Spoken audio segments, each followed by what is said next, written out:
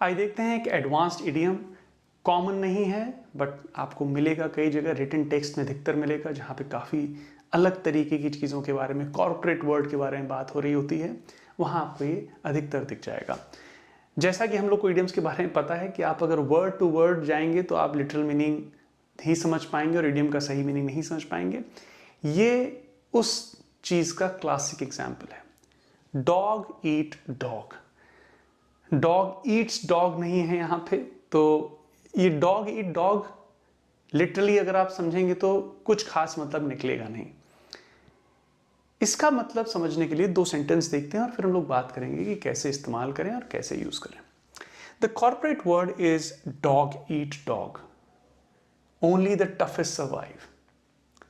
In the entertainment industry it's dog eat dog, everyone is out for themselves.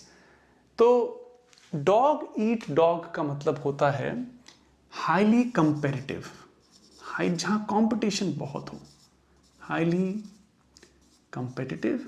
और competition ही नहीं,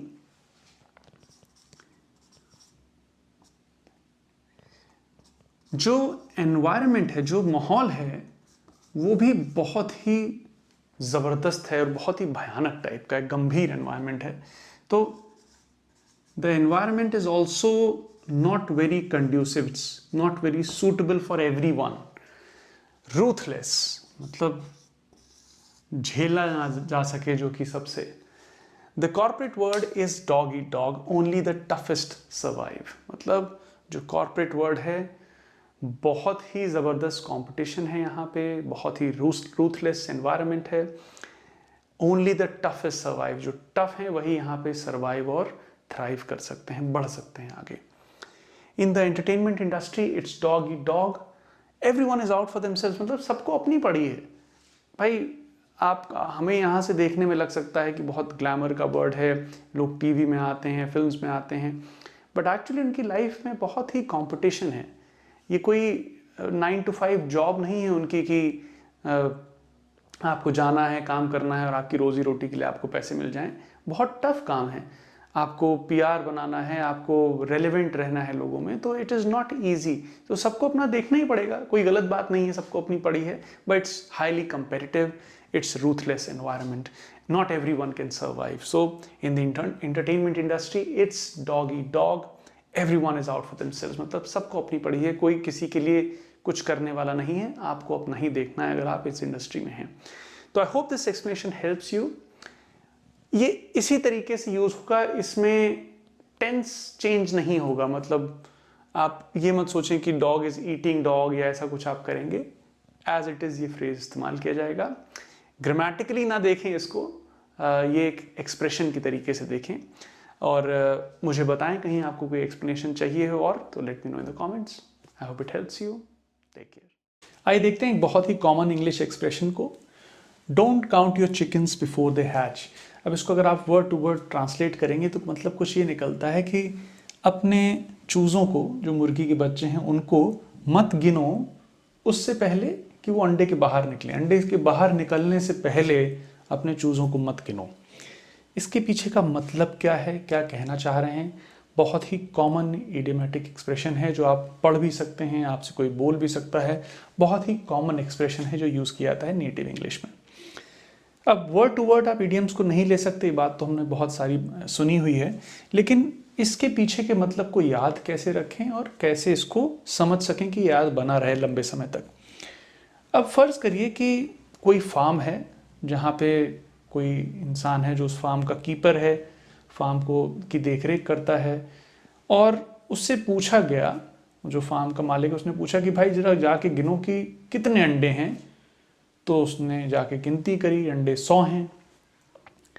तो क्या ये मान लिया जाए कि इन 100 अंडों से 100 चूज़े ही बाहर आ जाएंगे?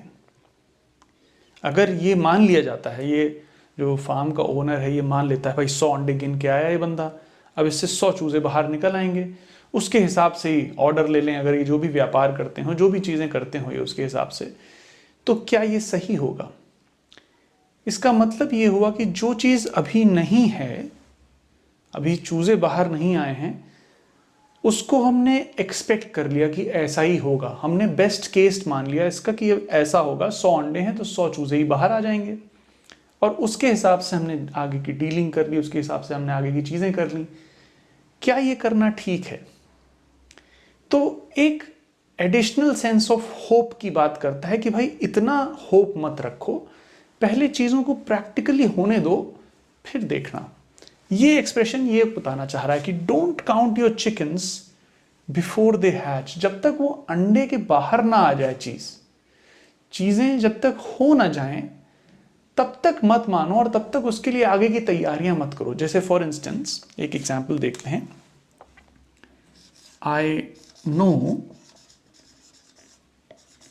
you are excited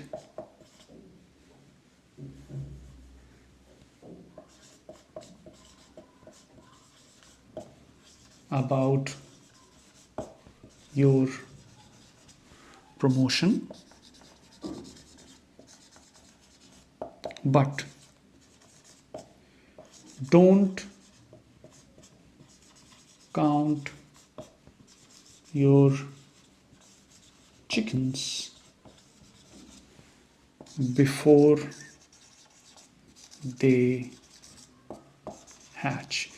कहने का मतलब ये कहना चाह रहे हैं, यार मुझे पता है तुम बहुत एक्साइटेड हो अपने प्रमोशन को लेके, तुम्हारा प्रमोशन होने वाला है, लेकिन ऐसा मत कर लेना कि तुम उस प्रमोशन को मान के कि ये हो ही गया है, तुम आगे की चीज़ें प्लान कर लो। तो एक तो क्या होगा, इससे आपका दिल टूटेगा। ये नहीं कह रहा है कि तुम होपलेस रहो, एक्साइटेड रहना कोई ख़राब बात। ये मत करना कि तुमने आगे की प्लान बना लिए कि भाई ये प्रमोशन हो जाएगा तो मैं आगे वहाँ पार्टी करने चला जाऊँगा, मैं ये कर लूँगा, पता लगा बाद में प्रमोशन हुआ नहीं, आप बैठे हैं उदास।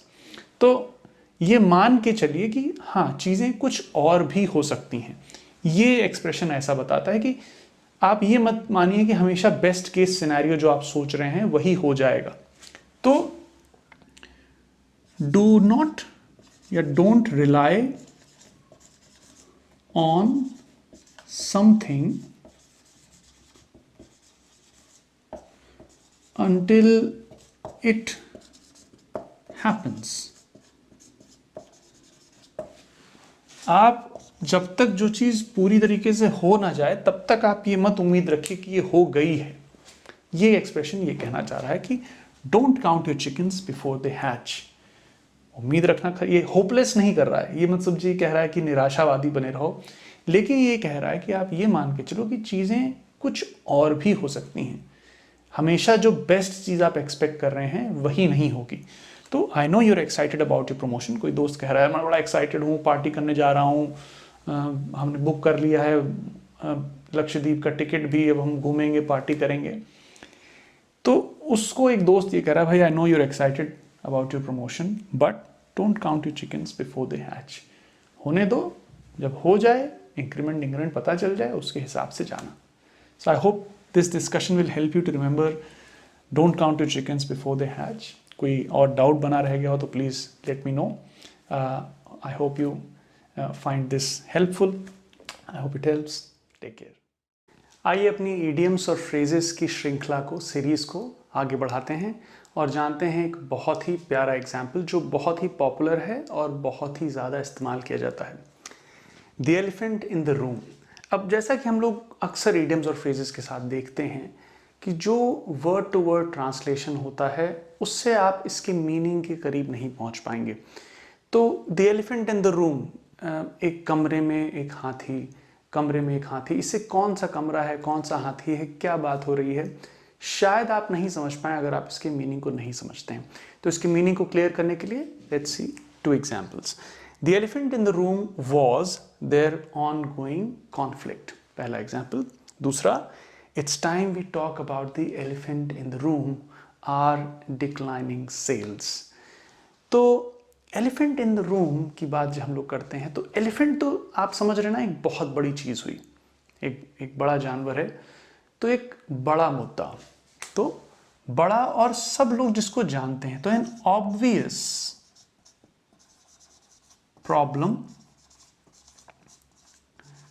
or issue that people are avoiding to discuss। मतलब क्या हुआ, अब अगर आप मुझे बताइए कि एक हाथी एक कमरे में बैठा है तो क्या उसको इग्नोर किया जा सकता है? एक सोचिए, एक कमरा है, उसमें एक हाथी है, क्या इसको इग्नोर कर सकते हैं आप? नहीं। इसका मतलब यह है कि अगर एक हाथी बैठा है और आप उसकी बात नहीं कर रहे हैं तो कहीं ना कहीं आप एक बहुत बड़ी चीज़, जो सबसे बड़ा मुद्दा है, उसको इग्नोर करके बाकी की बातों में लगे हुए हैं। तो एलिफेंट इन द रूम मतलब एक बहुत बड़ा मुद्दा जो सबसे ऑब्वियस है, सब लोग उसको जानते हैं। एलिफेंट इन द रूम अगर होगा तो अननोटिस तो नहीं रहेगा। आप नोटिस करेंगे, अगर एक कमरे में, इस कमरे में एक हाथी आ जाए तो उसको नोटिस तो करेंगे, लेकिन मान लीजिए मैं उसकी बात ही ना करूं, मैं कुछ और बात कर रहा हूँ, यार आप बताओ मौसम क्या चल रहा है, इस टाइप के, तो कहीं ना कहीं मैं एक बहुत बड़े मुद्दे को, जो सबसे बड़ा मुद्दा है इस रूम का, उसको अवॉइड कर रहा हूँ और उसके बारे में बात नहीं कर रहा हूँ। तो एन ऑब्वियस प्रॉब्लम और इशू, ऑब्वियस इसलिए क्योंकि सबको पता है, मोस्टली जो लोग रूम में होंगे उनको सबको पता है क्या है मुद्दा, but still they don't discuss about it, they don't talk about it, simply because it might be uncomfortable for people.